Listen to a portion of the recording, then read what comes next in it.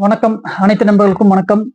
PSL உடைய 4th match சரிங்களா? So இதில் வந்து யாரெல்லாம் நல்லா விளையாடுவாங்க, ஸோ யாரெல்லாம் ஃப்ளாப் ஆகிறதுக்கு வாய்ப்பு அதிகம் அப்படிங்கிறது பார்த்துடலாம். ஸோ எல்ஹெச்கியூ சரிங்களா? ஸோ இதில் பாசிபிள் 11 வந்து இல்லாதனால தான், ஏன்னா நம்ம வந்து ஒரு 20 பேர்த்துக்கும் வந்து கிட்டத்தட்ட ப்ரிடிஷன் பண்ணி வச்சு அதிலிருந்து இல்லை லைன் அப் பண்ணுறதுக்கு அப்புறம் அந்த ஒரு 11 பேர்த்து நான் தனியாக எடுத்து எழுதி அதிலிருந்து நான் ஃபில்டர் பண்ணி உங்களுக்கு கொடுக்கறதுக்குள்ள கரெக்டா பாத்தீங்கன்னா 2 நிமிஷம் தான் இருந்துச்சு. ஸோ அது 2 நிமிஷத்துல ஒண்ணுமே பண்ண முடியாது, டீமும் போட முடியாது சரிங்களா? ஸோ அதனாலதான் நான் சொன்னேன், எல்லா டீமும் ஒரு மேட்ச் விளையாடிட்டாங்க அப்படின்னா ஓரளவுக்கு அதாவது ஒரு 90% நமக்கு வந்து பிளேயிங் 11 தெரிஞ்சிடும். ஸோ இன்னொரு விஷயம் என்னன்னு சொல்லி பாத்தீங்க அப்படின்னா, அந்த பிளேயிங் 11 தெரிஞ்சாலும் அந்த பேட்டிங் ஆர்டர்னு ஒன்று இருக்கு பாத்தீங்களா? ஸோ அது நமக்கு தெரிஞ்சிருச்சு அப்படின்னா, இப்போ உதாரணத்துக்கு இப்போ ஃபர்கான், ஃபக்கர் ஜமான், ஸோ இவங்க 2 பேருமே வந்து இன்னிங்ஸ் ஓபன் பண்றாங்க அப்படின்னா, ஸோ ஃபர்ஸ்ட் பவுல் பண்ணக்கூடிய வந்து ஓப்பனிங் பவுலர்ஸ் வந்து இப்போ இந்த டீம்ல யாராச்சும் இப்போ உதாரணத்துக்கு வந்து இப்போ ஏதோ ஒருத்தர் சரிங்களா? ஸோ இப்போ எம் ஹஸ்னைன் அல்லது ஏ ஹுசைனோ அல்லது எம் பாசிம் ஜயர், ஸோ இந்த மாதிரி வந்து யாராச்சும் பவுல் பண்றாங்க அப்படின்னா இவங்களுக்குள்ள இருக்கிற இந்த பர்சனல் பேட்டில் என்ன அப்படின்னு சொல்லி நம்ம பார்க்கும் பொழுது நம்ம அந்த ஃபர்ஸ்ட் ஓப்பனிங் பிளேயர்ஸ் வந்து நம்ம எடுக்கிறதா வேண்டாமா அப்படின்னு சொல்றதுக்கு நமக்கு கொஞ்சம் யூஸ்ஃபுல்லா இருக்கும். ஸோ அதனால தான் சொன்னேன், பிளேயிங் 11 தெரிஞ்சால் மட்டும்தான் நமக்கு சொல்றதுக்கு கொஞ்சம் ஈஸியா இருக்கும், டைமும் கொஞ்சம் சேவ் ஆகும், குழப்பமும் இல்லாம இருக்கும் சரிங்களா? ஸோ இப்போ எல்ஹெச்கியூல பாசிபிள் பிளேயிங் 11 யாருன்னு சொல்லி பார்த்தீங்கன்னா, S Farhan, Fakhar Zaman, R van der Dussen, A Shafique, Sikandar Raza, D Wiese, S Fayaz, J Khan, Shaheen Afridi, Haris Rauf, ஜட் கான், சாமன் கான் சரிங்களா? ஸோ இந்த ஒரு 11 பேர் விளையாடுவாங்க அப்படின்னு சொல்லியிருக்காங்க. QTGல பாசிபிள் பிளேயிங் 11 யாரு அப்படின்னு சொல்லி பார்த்தீங்கன்னா, Johnson Roy, S Shakeel, R Rossouw, K Nafay, S Ahmed, S Rutherford, M Wasim JR, A Hossain, M Hasnain, M Amir, A Ahmed சரிங்களா? ஸோ இந்த ஒரு 11 பேர் விளையாடுவாங்க அப்படின்னு சொல்லியிருக்காங்க சரிங்களா? இப்போ வந்து எல்ஹெச்கியூல யாரெல்லாம் நீங்க எடுக்கலாம் அப்படின்னு சொல்லி பார்த்தீங்கன்னா, எஸ் ஃபர்கான் ஸோ எடுத்துக்கோங்க 1, Fakhar Zaman 2, D Wiese 3, S Fayaz 4, J Khan 5, Shaheen Afridi 6, Haris Rauf சரிங்களா? ஸோ இந்த 7 பேரும் இம்பார்ட்டன்ட் பிளேயர்ஸா கண்டிப்பா இருக்கிறதுக்கு வாய்ப்புகள் அதிகம். ஸோ இதை நீங்க யாரை கேப்டனா கொடுக்கலாம்னு சொல்லி பார்த்தீங்கன்னா, ஃபக்கர் ஜமான் ஸோ வேண்டாம். ஸோ மேக்ஸிமம் முடிஞ்ச வரைக்கும் பவுலிங்ல வந்து ஒரு 3 விக்கெட் எடுத்தால் கண்டிப்பா கேப்டனா வருவாருன்னு நீங்க நினைச்சீங்கன்னா நீங்க சைன் அப்ரெடியே, எஸ் அப்ரெடி, ஸோ இவரையே நீங்க ட்ரை பண்ணி பார்க்கலாம். அதுவும் செகண்ட் இன்னிங்ஸா இருந்தால் கண்டிப்பா நீங்க இவரையே ட்ரை பண்ணி பாருங்க, அல்லது ஹாரிஸ் ரப். ஸோ இந்த 2 பேர்ல ஒருத்தர் தான் கண்டிப்பா கேப்டனா வர்றதுக்கு வாய்ப்புகள் அதிகம் சரிங்களா? QTG சரிங்களா? ஸோ இந்த டீம்ல நீங்க யாரெல்லாம் எடுக்கலாம்னு சொல்லி பார்த்தீங்கன்னா, Johnson Roy, R Rossouw, S Rutherford 3, M Wasim JR 4, M Amir 5, A Ahmed 6 சரிங்களா? ஏ ஹொசைன் சரிங்களா? ஸோ இவங்க ஒருத்தர் சரிங்களா? ஸோ இப்போ கிட்டத்தட்ட பார்த்தீங்கன்னா இதுலயும் 7 பேர் சொல்லியிருப்பேன் சரிங்களா? ஸோ இப்போ நீங்க நல்லா யோசிச்சு பார்த்தீங்கன்னா எல்ஹெச்கியூ சரிங்களா? ஸோ இதுலயும் 7 பேர்த்த சொல்லிட்டேன். QTG ஸோ இதுலயும் 7 பேர் சொல்லிட்டேன். மொத்தம் கிட்டத்தட்ட உங்களுக்கு நான் 14 பேர்த்த சொல்லிட்டேன் சரிங்களா? ஸோ இனி பேலன்ஸ் இருக்கிறது பார்த்தீங்கன்னா இந்த வெறும் பார்த்தீங்கன்னா இதுல ஒரு 6 2 ஸோ வெறும் 8 பேர்த்த மட்டும்தான் நான் வந்து ட்ரா பண்ணியிருக்கேன் சரிங்களா? ஸோ இந்த 14 பேர்த்தையும் ஃபில்டர் பண்ணணும் அப்படின்னு நினைச்சீங்கன்னா இப்போ எப்படி எடுக்கணும்னு சொல்லி பாருங்க. எல்ஹெச்கியூல சரிங்களா? சப்போஸ் இப்போ எல்ஹெச்கியூ வின் பண்ணதுக்கு அப்புறம், அதாவது ஒரு மேட்ச் வந்து நான் சொன்ன ப்ரிடிக்ஷன் இப்போ ஜஸ்ட் சும்மா நீங்க போட்டாலும் சரி, சப்போஸ் நீங்க சும்மா நோட் பண்ணி வச்சாலும் சரி, அல்லது மேட்ச் முடிஞ்சதுக்கு அப்புறம் இந்த நீங்க வீடியோ பார்த்தாலும் சரி, நீங்க அந்த கம்பாரிசன் எந்த அளவுக்கு மேட்ச் ஆகும் அப்படிங்கிறது நீங்க ஏதாவது சும்மா ட்ரீம் டீம் போடுங்க, அதுல வின்னிங் டீம் ஒன்று இருக்கும் பாத்தீங்களா? ஸோ அது கூட என்னோட ப்ரிடிக்ஷன் நீங்க கம்பேர் பண்ணி பாருங்க சரிங்களா? ஸோ இப்போ பாருங்க, எல்ஹெச்கியூ வின் பண்ணினால் சரிங்களா? ஸோ அந்த டீம்ல யாரெல்லாம் இருப்பாங்க அப்படின்னு சொல்லி பார்த்தீங்கன்னா, எஸ் ஃபர்கான், ஃபக்கர் ஜமான், D Wiese, S Fayaz, J Khan சரிங்களா? ஸோ இதுல எஸ் ஃபியாஸ், ஜே கான் சரிங்களா? ஃபக்கர் ஜமான் வந்து கேப்டனா கேப்டன், அதாவது இதுல கேப்டன் யார் கேப்டனா கொடுக்கலாம்னு சொல்லி பார்த்தீங்கன்னா, நீங்க ஃபக்கர் ஜமான் கேப்டனா கொடுத்துட்டீங்க அப்படின்னா இந்த 2 பேர்த்துல இருந்து ஏதாச்சும் ஒருத்தர் நீங்க கழட்டி விட்டுறணும் சரிங்களா? பவுலிங்ல அப்ரெடி, ரஃப், ஸோ இந்த 2 பேர்த்த நீங்க கண்டிப்பா எடுக்கணும். ஜே கான் பவுல் பண்ணுவாருன்னா அப்படின்னா நீங்க அவரை உள்ள கொண்டு வரணும். அந்த பேட்ஸ்மேன்ல 2 பேர்ல நீங்க யாராச்சும் நீங்க டிரா பண்றீங்க அப்படின்னா ராசாவே உள்ள கொண்டு வர மாதிரி இருக்கும். ஸோ அவர் செகண்ட் பவுல் பண்ணா கண்டிப்பா மேட்ச் ஆரம்பிச்சு ஒரு 1/2 மணி நேரம் தாண்டி போயிருச்சு அப்படின்னா கண்டிப்பா ஷூரா விக்கெட் கண்டிப்பா விழுகும் செகண்ட் பவுலிங் பண்ணும் பொழுது. சரிங்களா?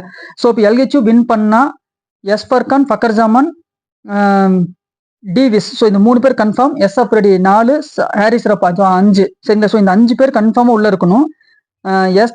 எஸ் பயாஸ், ஜேகான், ஸோ இந்த 2 பேர்ல இருந்து ஏதாச்சும் ஒருத்தர் எடுத்தாலும் சரி, அல்லது நீங்க 2 பேர்த்தையும் ட்ரை பண்ணாலும் ஓகே. சரிங்களா? மொத்தம் உங்களுக்கு வந்து எல்ஹெச்யூல 7 பேர்த்த நீங்க எடுத்தாச்சு. 4 பேர்த்த நீங்க யாரை எடுக்கணும் அப்படின்னு சொல்லி பாத்தீங்கன்னா R Rossouw, M Wasim JR, M Amir, J Roy. சரிங்களா?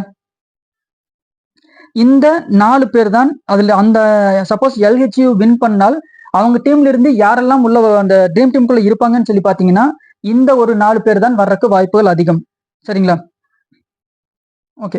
சோ இப்போ இந்த 11 பேர்த்திலையும் இருந்தும் உங்களுக்கு யாரையாச்சும் வந்து அதை வந்து இப்போ கலட்டி விடணும். இப்போ அப்ரெடிக்கு வந்து கேப்டனா வருவாரு அப்படின்னு நான் சொல்லியிருக்கேன். சரிங்களா? ஸோ சேம் டைம் பாத்தீங்கன்னா ஜான்சன் ராய் வந்து அங்க ஓப்பனிங் பேட்டிங் இறங்குறாரு. சரிங்களா? ஸோ அப்ப அங்க என்ன ஆகும்னு சொல்லி பாத்தீங்கன்னா ஒருவேளை அப்ரெடி ஓவர்ல ஜான்சன் ராய் அவுட் ஆகிறதுக்கும் ஒரு வாய்ப்பு இருக்கும்.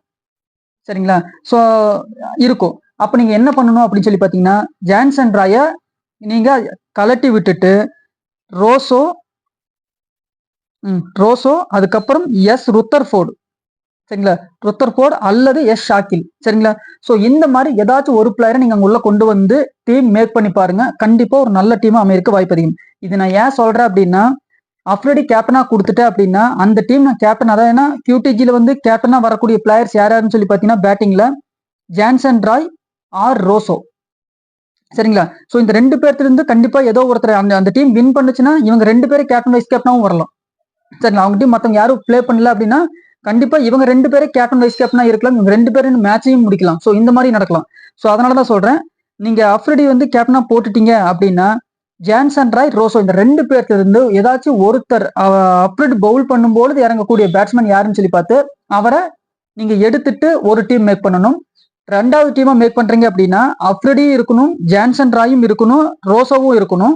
சரிங்களா? ஸோ அந்த மாதிரி ஒரு டீம் மேக் பண்ணணும். ஸோ அது இது எதுக்கு சொல்றேன் அப்படின்னா அப்ரெடி ஃபர்ஸ்ட் பவுல் பண்ணும்போது ஜான்சன் ராய் அந்த பக்கம் நிற்கிறாரு அப்படின்னா ஷாக்கில் அவுட் ஆயிடுவாரு. சரிங்களா? ஸோ அதுக்கப்புறமா இறங்கக்கூடிய பேட்ஸ்மேன்ல அவுட் ஆவாங்க. புரியுதுங்களா? அப்போ வந்து ராய் வந்து ஒரு 50 ரன் 60 ரன் அடிச்சிட்டாருன்னா அவர் ட்ரீம் டீம்குள்ள வந்துருவாரு. அதே போல அப்ரெடி வந்து கடைசி 2 ஓவர் வரும்போது கண்டிப்பா மினிமம் ஒரு 3 விக்கெட் ஷூரா எடுக்கிறதுக்கு வாய்ப்பு அதிகம். சரிங்களா?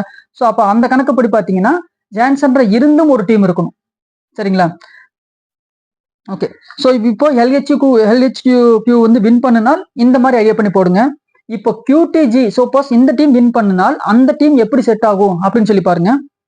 Johnson Roy, Rossouw, S Rutherford, M Wasim JR, M Amir, A Ahmed, M Hasnain. சரிங்களா? 1 2 3 4 5 6 7 இந்த 7 பேரும் கண்டிப்பா ட்ரீம் டீம்குள்ள இருப்பாங்க. சரிங்களா? ஸோ அப்ப எல்ஹெச்யூல இருந்து அந்த 4 பேர் யார் வருவாங்க அப்படின்னு சொல்லி பாத்தீங்கன்னா எஸ் பயாஸ். சரிங்களா? எஸ் பயாஸ். ஸோ இவர் பாத்தீங்கன்னா வெரி வெரி லோ பிக் பிளேயரா இருக்கும். பட் இன்னைக்கு அவருக்கு வந்து நல்லா இருக்கு அப்படிங்கறதுனால கண்டிப்பா இந்த பிளேயர் அந்த இடத்துல வந்து வர்றதுக்கு வாய்ப்புகள் அதிகம். சரிங்களா? அதுக்கப்புறமா யாருன்னு பாத்தீங்கன்னா ஜேகான். சரிங்களா? சோ ஜேகான் வந்து கண்டிப்பா நீங்க எடுத்துக்கலாம். சோ இந்த 2 அதாவது பயாஸும் எடுத்துக்கணும், ஜேகான் 2, அப்ரெடி 3, ராசா 4. சரிங்களா? சோ இப்போ வந்து QTG வின் பண்ணுச்சு அப்படின்னா Johnson Roy, Rossouw, Rutherford, Wasim JR, M Amir, A Ahmed, M Hasnain, Sikandar Raza, S Fayaz, Jahan, S Afridi 4. சரிங்களா? சோ இந்த 4 பேர் வர்றக்கு வாய்ப்பு அதிகம். இந்த டீம்ல இருந்து இந்த 7 பேர் வர்றக்கு வாய்ப்பு அதிகம். சரிங்களா? சோ இதுதான் உங்களுக்கு ஒரு பேஸ் டீமா நீங்க வச்சுக்கிட்டு இப்ப இதுல இருந்து நீங்க யாரையாச்சும் கலட்டி விட்டால் யாரை எடுக்கணும் அப்படின்னு சொல்லி பாத்தீங்கன்னா இப்ப அந்த டீம் கேப்டனா யார் வருவாங்கன்னு சொல்லியிருப்பேன்னா ஃபக்கர் ஜமான் சொல்லியிருப்பேன். சரிங்களா?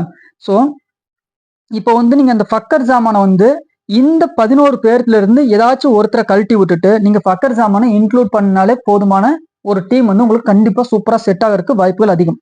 சரிங்களா? ஸோ முடிஞ்ச வரைக்கும் என்னால எப்படி சொல்லி புரிய வைக்கணுமோ அந்த அளவுக்கு சொல்லியிருக்கேன். ஸோ பட் உங்களுக்கு இது புரியல அப்படின்னா நான் உங்களுக்கு வந்து முடிஞ்ச வரைக்கும் ஒரு ஒயிட் போர்டில் சூப்பராக அந்த ஒயிட் போர்டில் வந்து பிளேயர்ஸ் நேம் எழுதி என்னோட ப்ரிடிக்ஷன்ல யாருக்கெல்லாம் நல்லா இருக்கு, ஸோ யார் பவுல் பண்ணால் அந்த டயத்தில் என்ன ஆகும் அந்த பிளேயர் அப்படியே கட் பண்ணிட்டு உங்களுக்கு அந்த ஒரு டீமை நான் உங்களுக்கு ஒரு டெமோ டீம் மாதிரி பண்றதுக்கு ட்ரை பண்றேன். சரிங்களா? ஸோ அப்போ நீங்க பார்த்தீங்க அப்படின்னா உங்களுக்கு அது வந்து நல்லா யூஸ்ஃபுல்லா இருக்கும்னு நினைக்கிறேன். சரிங்களா? உங்களுக்கு யூஸ்ஃபுல்லா இருந்துச்சு அப்படின்னா அதை நீங்க யூஸ் பண்ணிக்கோங்க. சரிங்களா? ஸோ ட்ரீம் 11 போடக்கூடிய அனைத்து நம்பருக்கும் வந்து பாத்தீங்கன்னா இந்த இந்த ப்ரிடிக்ஷன் எப்படி நீங்க போடணும் அப்படிங்கிறது நான் எக்ஸ்பிளைன் பண்ணிட்டேன். சரிங்களா? ஸோ ஓகே, இதை விட்டுருங்க. சரிங்களா? ஸோ இது ட்ரீம் டீம் யூசருக்கு இதோட ஸ்டாப் பண்ணிக்கோங்க. இந்த கேம்லிங் பண்ற யூசர் மட்டும் இதுக்கு மேல கேட்குற மாதிரி இருந்தால் கண்டிப்பா தெரிஞ்சுக்கோங்க. சரிங்களா? இப்ப பாத்தீங்கன்னா பிஎஸ்எல்ல நான் வந்து ப்ரெடிக்ஷன், அதாவது வந்து எந்த டீம் வின் பண்ணும் அப்படிங்கிறது பாத்தீங்கன்னா பர்சனலா பெய்ட் சீரிஸ் நான் பண்ணிட்டு இருக்கேன். சரிங்களா? ஸோ இப்போ அதுல பாத்தீங்கன்னா ஃபர்ஸ்ட் மேட்ச் நான் கொடுத்தேன். சரிங்களா? அந்த மேட்ச் பாத்தீங்கன்னா லாஸ் ஆயிடுச்சு. சரிங்களா? லாஸ். செகண்ட் மேட்ச் பாத்தீங்கன்னா 3 ஒரு சம்திங், அதாவது 3.8 அல்லது 4 வரைக்கும் இப்போ வந்திருக்கும். ஏன்னா வந்து கிட்டத்தட்ட நம்ம வின் பண்ண வந்து பாத்தீங்கன்னா ஒரு 3.5ன்னு வச்சுக்கோங்க. சரிங்களா? 3.5 ஆட்ஸ்ல வின் பண்ணிருக்கு. மூணாவது மேட்ச் பாத்தீங்கன்னா ஒரு 2.4 அல்லது 2.5 இதுதான் வந்துச்சு. சரிங்களா?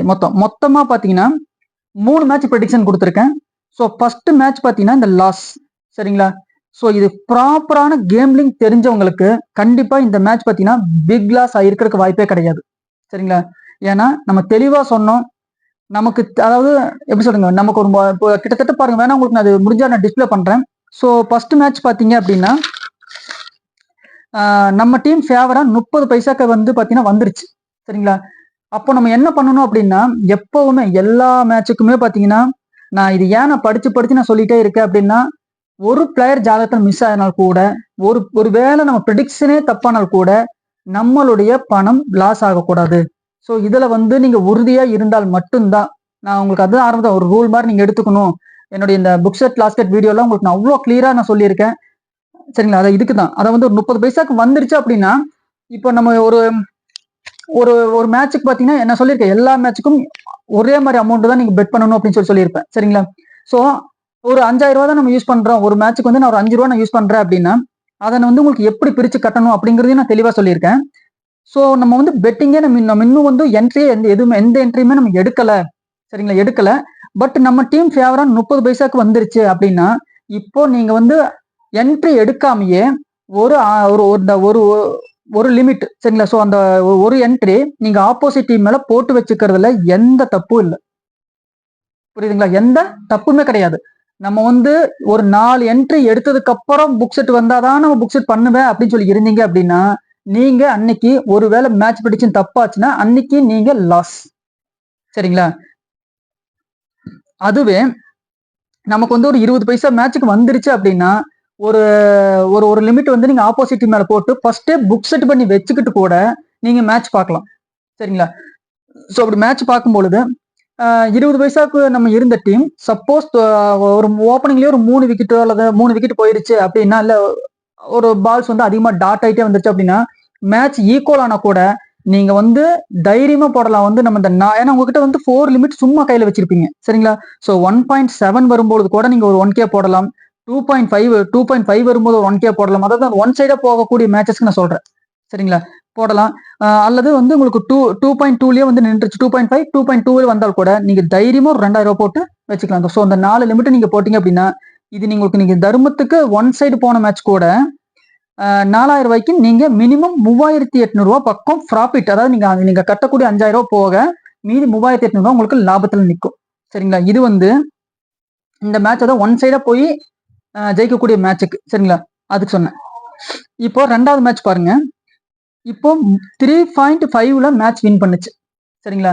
நான் சொன்ன மாதிரி நீங்க ப்ராப்பரா அது நீங்க யூஸ் பண்ணி ஃபாலோ பண்ணி இருந்தால், அதாவது வந்து 2 ஆட்ஸ்ல ஒரு என்ட்ரி எடுக்க சொன்னேன். சரிங்களா? அப்போ நீங்க 1000 ரூபாய் இன்வெஸ்ட்மெண்ட் பண்ணா உங்களுக்கு 1000 ரூபாய் லாபம். இப்போ ப்ராஃபிட் மட்டும் எவ்வளோன்னு பார்த்துக்கோங்க. 1000 ரூபாய் வந்திருக்கும். சரிங்களா? 2.5ல ஒரு 1000 ரூபாய் இன்வெஸ்ட், அதாவது ரெண்டாவது லிமிட் நீங்க என்ட்ரி ரெண்டாவது செகண்ட் என்ட்ரி வந்து நீங்க 2.5ல எடுத்திருப்பீங்க. அப்படிதான் நான் சொல்லியிருப்பேன் அந்த வீடியோலையும். அப்போ ஒரு 1000 நீங்க கட்டுறீங்க அப்படின்னா உங்களுக்கு வின் பண்ணா ஒரு 1500 ப்ராஃபிட். சரிங்களா? இப்போ 3ல ஒரு என்ட்ரி எடுக்க சொல்லியிருப்பேன். இதுல நமக்கு எவ்வளவு ப்ராஃபிட்னா 2000 ப்ராஃபிட். 3.5ல நீங்க ஒரு என்ட்ரி, இப்போ 2500 ப்ராஃபிட். சரிங்களா? இப்ப பாருங்க, இப்போ கிட்டத்தட்ட உங்களுக்கு நீங்க இன்வெஸ்ட்மெண்ட் பண்ண 5 பிளஸ் இது ஒரு 7 மொத்தம் எவ்வளோன்னு சொல்லி பாத்தீங்கன்னா 12,000 ரூபா வரும். சரிங்களா? ஸோ 12,000 ரூபாய்த்துல நம்ம இன்வெஸ்ட்மெண்ட் இதுல எவ்வளோன்னு சொல்லி பாத்தீங்கன்னா 5 ரூபா இன்வெஸ்ட்மெண்ட் பண்ணிருப்போம். சரிங்களா? ஸோ 5 ரூபா இன்வெஸ்ட்மெண்ட் பண்ணிருப்போம். நமக்கு இன்னைக்கு இந்த மேட்ச்ல ப்ராஃபிட் எவ்வளோன்னு சொல்லி பாத்தீங்கன்னா நீங்க 7,000 ப்ராஃபிட் அடைஞ்சிருப்பீங்க. சரிங்களா? சப்போஸ் இப்போ நீங்க போன மேட்ச்ல இதே 5,000 வந்து நீங்க அதுல இன்வெஸ்ட்மெண்ட் பண்ணிருந்தீங்க அப்படின்னா ஏன்னா அதுல வந்து பாத்தீங்கன்னா நீங்க கண்டிப்பா 4,000 தான் நீங்க இன்வெஸ்ட்மெண்ட் பண்ணிருப்பீங்க. சரிங்களா? சோ அந்த கணக்குப்படி பார்த்தால் கூட இதுல 4 ரூபாய் நீங்க மைனஸ் பண்ணிட்டால் கூட இன்னைக்கு அதாவது இந்த செகண்ட் மேட்ச்ல 3,000 உங்களுக்கு வந்து ப்ராஃபிட்ல இருப்பீங்க. இதாவது எல்லா மேட்சுக்கும் நீங்க அந்த 5 ரூபாயே நீங்க கட்டிட்டு வந்துறீங்க அப்படின்னா இப்போ இந்த 3 ரூபாய் ப்ராஃபிட். சோ எனக்கு பெய்டு சர்வீஸ் நீங்க 300 ரூபாய் பே பண்ணால் கூட 2,700 ரூபாய் உங்க கையில இன்னைக்கு ப்ராஃபிட் பணம் இருக்கும். சரிங்களா? இப்போ 3வது மேட்ச் ரிசல்ட் சொல்லியிருக்கேன். ஸோ அது பார்த்தீங்கன்னா 2.5 சரிங்களா? ஸோ 2.5 வந்துருச்சு அப்படின்னா நீங்க 5 லிமிட்ல யூஸ் பண்ணிருக்க மாட்டீங்க. சரிங்களா? இது வந்து அதிகபட்சமா நான் தெளிவா உங்ககிட்ட சொல்லியிருப்பேன். 2 லிமிட் மட்டும் நீங்க யூஸ் பண்ணுங்க அப்படின்றது. இப்போ நீங்க இந்த 2 லிமிட் யூஸ் பண்ணிருந்தீங்க அப்படின்னா ஃபர்ஸ்ட் லிமிட்டுக்கு ஒரு 1K ப்ராஃபிட், செகண்ட் லிமிட்டுக்கு ஒரு 1,500 ப்ராஃபிட். 2 லிமிட் அவ்வளவுதான் நான் சொன்னேன். ஸோ அவ்வளவுதான் பாயிண்ட் வந்துச்சு. ஸோ இதுல பாத்தீங்கன்னா உங்களுக்கு இது ப்ராஃபிட் மொத்தம் பார்த்தீங்கன்னா 2,500 லாபம். ஸோ எனக்கு நீங்க ஒரு 300 ரூபாய் பே பண்ணிட்டால் கூட 2,200 ரூபாய் இப்போ ப்ராஃபிட். ஸோ இப்போ ரெண்டையும் கூட்டுனீங்க அப்படின்னா சரிங்களா 4,900 rupees இப்போதைக்கு என்னோட ப்ரெடிக்ஷன்ல உங்களுக்கு ப்ராஃபிட்ல இருக்கும். சரிங்களா? ஸோ இல்ல ப்ரோ நீங்க சொன்ன மாதிரி எனக்கு வந்து 4,900 ரூபாய் அதாவது 5,000 ரூபாய் பக்கம் எனக்கு ப்ராஃபிட் இல்ல அப்படின்னு சொல்லக்கூடியவங்க யாருன்னு சொல்லி பாத்தீங்கன்னா இப்ப இந்த 2.5 போகும்பொழுது நமக்கு அவ்வளவு தெளிவா சொல்லியும் இன்னும் பாயிண்ட் வரும் சொல்லி நம்ம இந்த 3 பாயிண்ட் வரும் 4 பாயிண்ட் வரும் அப்படின்னு சொல்லி ஆசைப்பட்டு வெயிட் பண்ணிட்டே இருப்போம் பாத்தீங்களா? சோ அவங்களுக்கெல்லாம் இந்த 2,500 ரூபாய் கண்டிப்பா சம்பாதிச்சிருக்க மாட்டாங்க. சரிங்களா? அதே போல ஃபர்ஸ்ட் மேட்ச்ல இந்த ரெண்டாவது மேட்ச் 3.5 3.8 வரைக்கும் போய் வின் பண்ணிச்சுன்னு சொன்ன பாத்தீங்களா?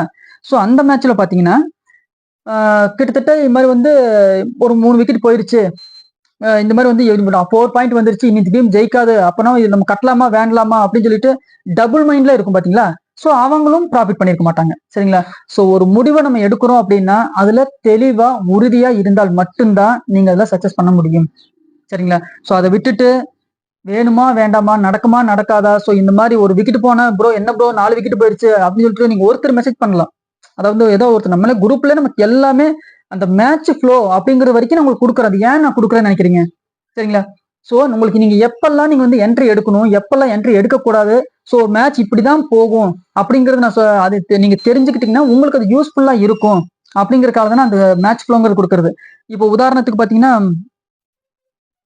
இந்த இது செகண்ட் மேட்ச் பாருங்க தெளிவா கொடுத்துருப்பேன்.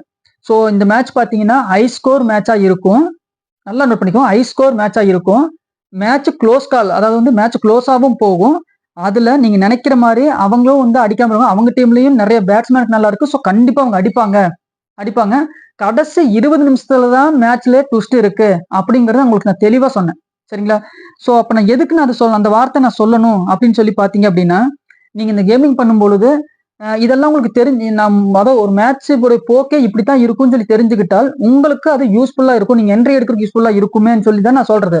இது அப்படியே 100க்கு 100% வந்து இப்ப நான் ஹை ஸ்கோர்னு சொல்லிட்டேன் அப்படின்னா உடனே 200 ரன் போகும்னு சொல்லிட்டு நீங்க கேமிங் பெட்டிங் பண்ணக்கூடாது. நான் அதுக்கு வேண்டி நான் சொல்லக்கூடிய விஷயம் கிடையாது. ஸோ அதுலயும் ஒரு பர்டிகுலரா ஒரு 4 பேருக்குனாலதான் ஒரு மேட்ச் வந்து ஜெயிக்கும் தோக்கும். ஸோ இந்த பிளேயர்ஸ் ஆடும்போது தான் இந்த ரன் வரும் அப்படின்னு சொல்றேன்னா உடனே அந்த பிளேயர் வந்து 100 அடிச்சிருவாரு 50 அடிச்சு நீங்க கேமிங் பண்றதுக்கு நான் சொல்லக்கூடிய விஷயம் கிடையாது. சரிங்களா? நீங்க சும்மா தெரிஞ்சு வச்சுக்கிட்டீங்க அப்படின்னா உங்களுக்கு அது வந்து நீங்க அவங்க 2 பேரும் ஆடிட்டு இருக்காங்க. ஸோ இவர் 2 பேரும் ஆடும்பொழுது இவன் ஆல்ரெடி சொல்லியிருக்கான்ல இவங்க 2 ஆடும்பொழுது பாயிண்ட் வரும்னு. ஸோ அவங்க 2 அதுக்கப்புறம் இவங்க 2 பேர் அவுட் ஆயிட்டாங்க அப்படின்னா உங்களுக்கு வந்து அதுக்கப்புறம் பாயிண்ட் வராது அப்படிங்கறது அது கணக்கு. ஸோ அப்ப இவங்க ஆடும்பொழுது எந்த அளவுக்கு பாயிண்ட் இன்க்ரீஸ் ஏறிட்டே போகுதோ நீங்க அப்ப வந்து யூஸ் பண்ணிக்கணும். சரிங்களா? சோ அதுல ஒரு விக்கெட் போயிருச்சு அப்படின்னா அதுக்கு அடுத்தது இன்னொரு விக்கெட்டும் போகக்கூடிய நேரம் வந்துருச்சுன்னு அர்த்தம். சோ அதுக்கப்புறம் அந்த 2 விக்கெட் போயிருச்சு அப்படின்னா அதுக்கப்புறமா உங்களுக்கு நீங்க எக்ஸ்பெக்ட் பண்ண அந்த ஆட்ஸ் வந்து உங்களுக்கு ஏறாது. சரிங்களா? சோ இதனாலதான் சொல்றேன் நான் என்ன சொல்றேனோ நீங்க அதை ஃபாலோ பண்ணுனீங்க அப்படின்னா கண்டிப்பா உங்களுக்கு இதுல நஷ்டம் வர்றதுக்கு வாய்ப்புகள் ரொம்ப ரொம்ப அதாவது ஒரு 5% 10% வரைக்கும் தான் குறைவு. அதிகபட்சம் கேட்டா 10% கூட இதுல நஷ்டப்படுறதுக்கு வாய்ப்புகள் கிடையாது. சரிங்களா? சோ நீங்க ஒரு பொதுவா ஒரு கேம்லிங் பண்றீங்க அப்படின்னா எனக்கு தெரிஞ்ச வரைக்கும் ஒரு 5 மேட்சுக்காச்சும் ஒரு மினிமம் வந்து ஒரு 5 மேட்சுக்கு தேவையான அமௌண்ட் கையில வச்சுக்கிட்டு நீங்க கேம்லிங் பண்ணுங்க போதும். ஏன்னா இப்ப சப்போஸ் நீங்க நிறைய பேர் ப்ரிடிக்ஷன் கொடுக்குறாங்க. ஸோ பட் அதை நம்ம அந்த எந்த அளவுக்கு எப்படி இருக்கும் நமக்கு தெரியாது. என் ப்ரிடிக்ஷன் மேல எனக்கு என்ன நம்பிக்கைன்னா, கண்டினியூஸான ஒரு 5 மேட்ச் நான் லாஸ் பண்ணி கொடுக்க மாட்டேன் அப்படிங்கிற கான்ஃபிடன்ட் எனக்கு கண்டிப்பா இருக்கும். சரிங்களா? ஸோ ஒன்னு அதிகபட்சமா ஏதாச்சும் ஒரு மேக்ஸிமம் அதுவும் ஆகாத ஒரு நம்பிக்கை இருக்கு. பட் நான் என்ன சொல்ல வரேன்னா, ஒரு 2 மேட்ச் சப்போஸ் தொடர்ந்து நம்ம லாஸ் கொடுத்துட்டால் கூட மீதி 3 மேட்சும் லாஸ் ஆகும்னு சொல்லி கண்டிப்பா அது ஆகாது. ஸோ அந்த 3வது மேட்ச்ல நான் கண்டிப்பா இந்த அமௌண்ட் நான் ரெக்கவர் பண்ண என்னால முடியும். ஸோ அதுக்கு வேண்டி நான் சொல்றேன். சரிங்களா? ஸோ என்னோட ப்ரெடிக்ஷன் பொறுத்த வரைக்கும் மினிமம் 5 மேட்சுக்கு நீங்க இன்வெஸ்ட்மெண்ட் பண்ற மாதிரி இப்ப இருக்கிறவங்க மட்டும் எங்கிட்ட ப்ரெடிக்ஷன் கேட்டு நீங்க பண்ணுங்க. இந்த ஒரே ஒரு மேட்சுக்கு மட்டும் நான் போட்டு இதுலதான் நான் இது வச்சுதான் இப்படி பண்ணணும், இது வச்சுதான் அடுத்த கேமிங் பண்ணணும் அப்படின்னு நினைச்சீங்கன்னா, ஸோ அவங்களுக்கு வந்து அது ரிஸ்கா இருக்கும். கண்டிப்பா ரிஸ்க் தான். சரிங்களா? ஏன்னா ஏதாச்சும் ஒரு மிஸ்டேக், சின்ன மிஸ்டேக் ஆகி ஏமாந்து ஒரு ப்ரெடிக்ஷன் தப்பாயிருச்சு அப்படின்னா அதுல உங்களுக்கு மொத்தமா லாஸ் அப்படிங்கிற மாதிரி போயிடும். அதுக்கப்புறம் உங்களுக்கு அந்த கேம்லிங்கே வெறுத்து போயிடும். சரிங்களா? ஸோ முடிஞ்ச வரைக்கும் கேம்லிங் தெரிஞ்சவங்களுக்கு மட்டும் இது பயன்படுத்திக்கோங்க. கேம்லிங் பத்தி தெரியாதவங்க தயவு செஞ்சு இது என்னன்னு கூட நீங்க ரிசர்ச் பண்ணி பார்க்க வேண்டாம். ஸோ இது கத்துக்கவும் விரும்ப வேண்டாம். சரிங்களா? ஸோ கேம்லிங் பொறுத்த வரைக்கும் பாத்தீங்கன்னா எப்படி சொல்லுங்க, நம்ம ஆசைகள் அதிகமாக தூண்டும். இப்போ நான் சொன்ன பத்தி இந்த புக் செட் மெத்தடே என்னன்னு பாத்தீங்கன்னா, நம்ம ஜெயிக்க இப்போ ஒரு 5000 நம்ம இன்வெஸ்ட்மெண்ட் பண்றோம் அப்படின்னா, நம்ம ஜெயிச்ச பணத்துல இருந்து ஒரு சின்ன தொகை தான் எடுத்து அதை தூக்கி போட போறோம். ஸோ அதுக்கு கூட நமக்கு மனசு வராது. சரிங்களா? ஸோ இதுக்குமே ஒரு பக்குவம் வேணும்.